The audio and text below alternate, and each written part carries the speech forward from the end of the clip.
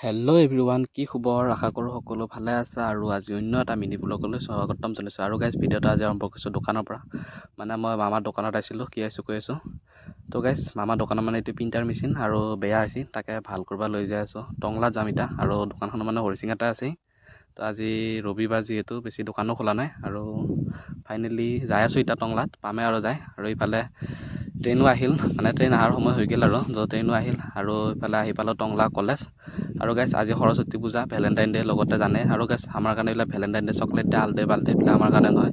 যোনে আছে তেওঁলোক থাকক, আমাৰ এইবিলাকত টকা খৰচ কৰিব ইচ্ছা নাই গাইজ, বিশেষকৈ মোৰ ইচ্ছা নাই এইবিলাকত খৰচ কৰিব। আৰু ফাইনেলি আহি পালোঁ এয়া টংলা, মানে টংলাতে আছে দোকানখন। তো মেচিনটো ভাল কৰি একেবাৰে লগ পাই আছোঁ নে কি গাইজ? তো ভিডিঅ'টো দেখলৈ চাব আৰু। তো গাইজ মেচিন ভাল কৰিলোঁ আৰু ধুনীয়াকৈ টংলাৰ পৰা আহিলোঁ। আৰু আজিলৈ ভিডিঅ'টো ইমানখিনি আছিল। যদি ভিডিঅ'টো চাই ভাল পাইছে লাইক শ্বেয়াৰ কমেণ্ট কৰিব, আৰু চেনেলত নতুনকৈ চাই আছে প্লিজ ছাবস্ক্ৰাইব কৰি দিব। এতিয়া